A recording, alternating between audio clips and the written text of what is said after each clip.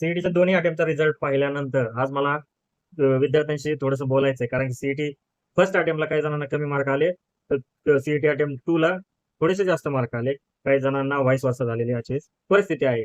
पण रिझल्ट पाहिला तर मी जेवढ्या विद्यार्थ्यांना विचारलं, त्या विद्यार्थ्यांना कमीच मार्क बघायला मिळाले. आणि याच्या आधी मी खूप साऱ्या विद्यार्थ्यांना भेटलो मागच्या वर्षी, पण एवढा कमी रिझल्ट त्यांचा नव्हता. 30%, 60%. तर एवढा वाईट रिझल्ट मला कधी बघायला नव्हता. पण बऱ्याच विद्यार्थ्यांना 30%, 40%, 50%, 20%, 10% असे मार्क्स मी यावेळेस ऐकले. अजून काही मुलांना खूप चांगले मार्क पण मिळालेले आहेत. 95, 99, 98 आणि काही जणांना कॅटेगरी प्लस चांगले मार्क असल्यामुळे संधीही खूप निर्माण झालेल्या होत्या. आणि असं दोन्हीकडचं वेगवेगळं चित्र पाहायला मिळते.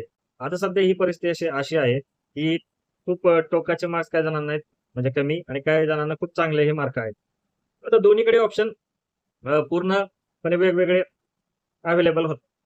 ज्याच्यामध्ये आता तुम्हाला सांगायचं झालं, तर ज्याला 99% मिळाले, त्याच्यासाठी एक वेगळी परिस्थिती आहे आणि ज्याला अबोव्ह 30 टू 50 किंवा 30 पेक्षा कमी मार्क्स मिळाले, जिथे 0 पासूनच सुरुवात होते, अशासाठी वेगळी परिस्थिती आहे. आता सगळ्यात अवघड गोष्ट अशी होते, की कट ऑफ मार्क्सचे जर पाहिले, तर सगळेजण डोळे झाकून 90च्या अबोव्हचे कॉलेज बघत होते, 95च्या म्हणजे असे कॉलेज जास्त कट ऑफ कॉलेज सगळीकडे पाहायला मिळतात. पण आताचा रिझल्ट पाहता हे कट ऑफच्या आसपासही बरेच विद्यार्थी नाहीत. अशा विद्यार्थ्यांनी कसे कॉलेज निवडायचे? आता बऱ्याच व्हिडिओमध्ये YouTubeच्या लिंकमध्ये बऱ्याच जणांना ज्या लिस्ट मिळाल्या आहेत, त्या मोस्टली 50 ते 80च्या असतील, 30 ते 70च्या असतील. पण असा काही काही जणांचा रिझल्ट आहे, की ते इथे पण मॅच होत नाहीये. आणि ही झालं एक कन्फ्युजनची परिस्थिती. आणखीन दुसरी परिस्थिती सांगतो.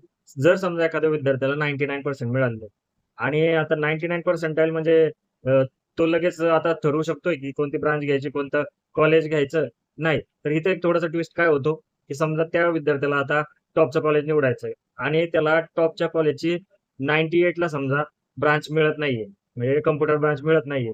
पण त्याला ENTC ब्रांच भेटते किंवा थोडीशी कमी असलेली ब्रांच मिळते. तर त्याने काय करावं? त्याने ते कॉलेज घेण्यासाठी ब्रांचचा सॅक्रिफाईस करावा, की एखाद्या मीडियम लेव्हलच्या कॉलेजला, टियर 2 च्या कॉलेजला जाऊन कॉम्प्युटर ब्रांच घ्यावी. हा प्रश्न या 95 च्या अबोव्ह, 98 च्या अबोव्ह, 99 च्या अबोव्ह स्टुडंटना पडतो.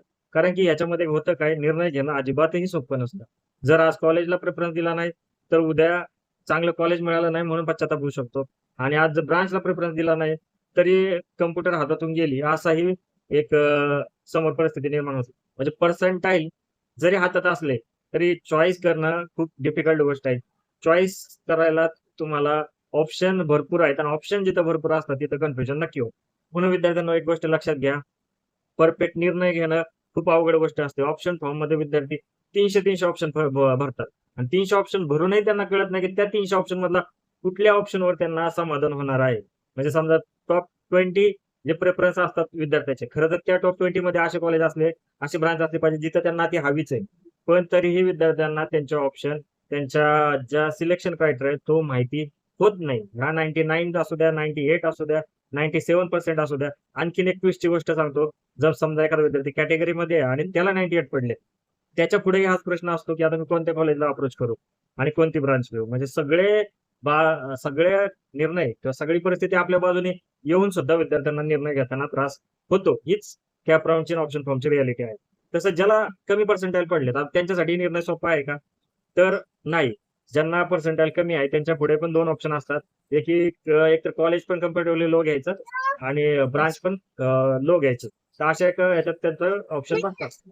आता दुसरा ऑप्शन असतो, की जर मार्क कमी आहेत, तर स्पॉट राउंड असू द्या, मॅनेजमेंट राउंड असू द्या, मॅनेजमेंट कोटा असू द्या, ह्याच्यासाठी जाऊन चांगल्या कॉलेजसाठी ट्राय करणं आणि जिथं स्कॉलरशिप मिळणार नाही किंवा ते एकदम ओपन कॅटेगरी सारखं त्यांना ऍडमिशन मिळणार.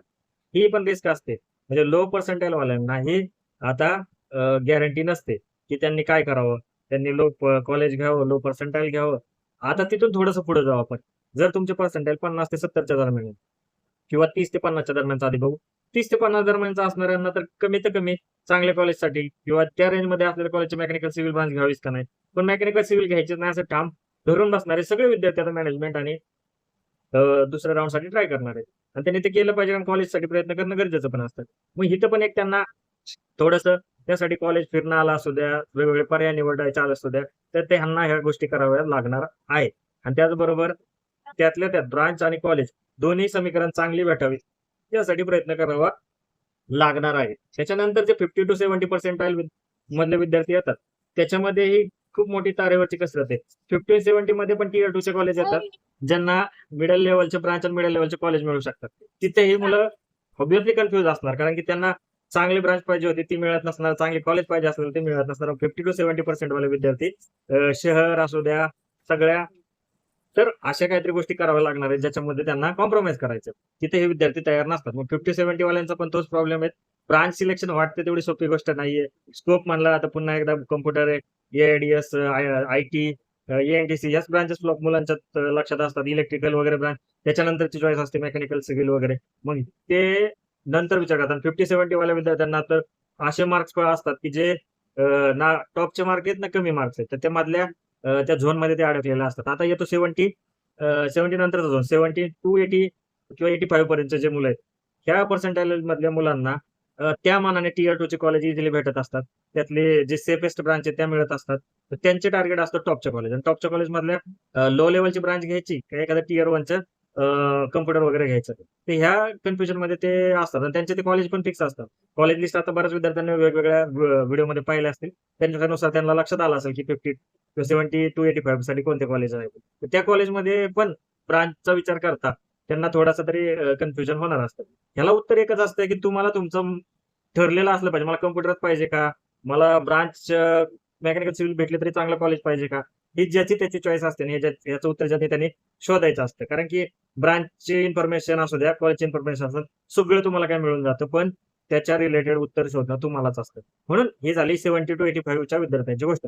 आता येतात 85 टू 95 चे विद्यार्थी. आता हे विद्यार्थी खरं तर टॉपच्या ज्या कॉलेज आहेत, जे की 20 टू 20 टू 40 या रेंज मधले पुण्यातले असो मुंबईतले असो टॉपचे कॉलेज आहेत, या रेंजमध्ये ते बसत असतात. त्यांना मोस्टली एआयडीएस किंवा कम्प्युटर ह्या ब्रांच टियर 2 च्या कॉलेजमधले किंवा 20 टू 40 रँक असणाऱ्या कॉलेजचे मिळू शकतात. मग आता इथे एकदम सिंपल चित्र आहे त्यांच्या पुढं, की त्यांनी काय करायचंय, आपल्याला जर कम्प्युटर ब्रांच भेटती आणि आपले पर्सेंटाईल तिथं मॅच होते तर ती घ्यायची. दुसऱ्यांनी एआयडीएस घ्यायची, बाकीच्यांनी एएनडीसी घ्यायची. इतकं सोपं सिलेक्शन होतंय. पण इथं पण विद्यार्थी परत गोंधळतात. ते काय करणार? नाही, आपण हे असे क्रम देण्यापेक्षा आपण जरा काय करू, कम्प्युटरसाठी ट्राय करू. मग 85 वाला पण कम्प्युटरसाठी ट्राय करणार, 90 वाला पण कम्प्युटरसाठी ट्राय करणार आणि चांगल्या कॉलेजलाच करणार आणि 95 वाला पण ट्राय करणार. इथे मग थोडीशी गडबड होते. 95 वाला 99 पर्सेंटाईलच्या कॉलेजला ट्राय करणार. मग ही ही जी धावपळ आहे, तर ह्याच्यामध्ये थोडासा प्रॉब्लेम येऊ शकतो. 95 च्या अबोवच्या कॉलेजला तर सगळ्यांचे कट ऑफ हाय असल्यामुळे ते फिक्स असतं. समजा सीओपीचं उदाहरण घेतलं तर त्या कॉलेजला 99 च्या अबोव असेल तरच तुम्हाला भेटणार आहे. त्याच्यामुळे प्रत्येक कॉलेजचा कट ऑफ ठरलेला आहे. त्याच्या जवळपास तुम्ही जात असाल तर तुम्हाला ते भेटणार आहे. तर हे झालं एक बाजू. आता कॉलेज लिस्ट कशी बनवावी याच्या रिलेटेड मी एक व्हिडिओ बनवलेला आहे. त्याच्यामध्ये तुम्हाला जे पर्सेंटाईल पडलेले आहेत, समजा तुम्हाला 85 पर्सेंटाईल पडलेले आहेत, तर त्याच्यावरचे 2% वाढवून जे कॉलेज तुम्हाला येतात ते झाले तुमचे ड्रीम कॉलेज. म्हणजे 87 पर्सेंटाईल वाले कट ऑफ वाले कॉलेज तुमचे ड्रीम कॉलेज असतात. 85, 84 हे जे 2 पर्सेंटाईल वाले कॉलेज आहेत ते तुमचे असतात सेफ कॉलेज. इथे तुम्हाला ऍडमिशन मिळण्याचे चान्सेस जास्त असतात. म्हणून 84, 85 हे तुमचे सेफ पर्सेंटाईलचे कॉलेजेस असतात. आणि 84 पासून ते 80 पर्यंतचे जे कॉलेज आहेत ते तुमचे सेकंड प्रेफरन्सचे कॉलेज असतात. म्हणजे वरचे कोणतेही नाही मिळाले तर हे कॉलेज मिळावे, असे तुमच्याकडे 20 ते 50 कॉलेजची लिस्ट तयार असली तर तुमचं काम सोपं होऊन जातं.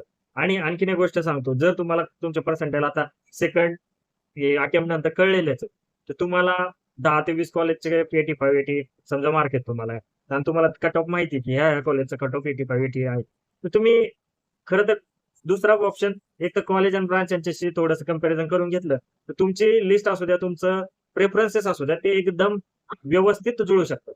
जर पण तुम्हाला फक्त त्या गोष्टी क्लिअर असणं गरजेचं आहे. एकदम सोप्या गोष्टी असतात.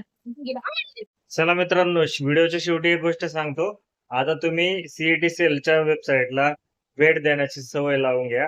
कारण की ह्यापुढे तुम्हाला रजिस्ट्रेशनसाठी असू द्या किंवा बाकीच्या सगळ्या ह्याच्यासाठी सीईटीची वेबसाईट खूप महत्वाची ठरणार आहे. तुम्हाला माहिती पत्रक जरी पाहिजे असेल तर सीईटी वरून ते ब्राउचर वगैरे तुम्ही घ्या, डाउनलोड करा, वाचा. तुम्हाला खूप सारे नियम माहिती होऊन जातात. त्याच्याच बरोबर तुम्हाला सीईटीच्या रजिस्ट्रेशन प्रोसेसची माहिती तिथे मिळेल. त्याच्यानंतर तुम्हाला ऑप्शन फॉर्म कसे भरायचे तेही तुम्हाला तिकडे कळतील. सीईटीचे लास्ट 3 इयरचे कट ऑफ तुम्हाला त्याच्या वेबसाईटवर मिळून जातील. त्याच्यावरून तुम्हाला प्रत्येक कॉलेजची यादी, पुण्याची असू द्या, कुठल्या असू द्या, तुम्हाला सगळं काही तिथं मिळून जातं. तुम्हाला फक्त ती डाउनलोड करायची, त्याच्यानुसार त्याचे कट ऑफ पाहायचे, कट ऑफ पाहून लिस्ट तयार करायची. खूप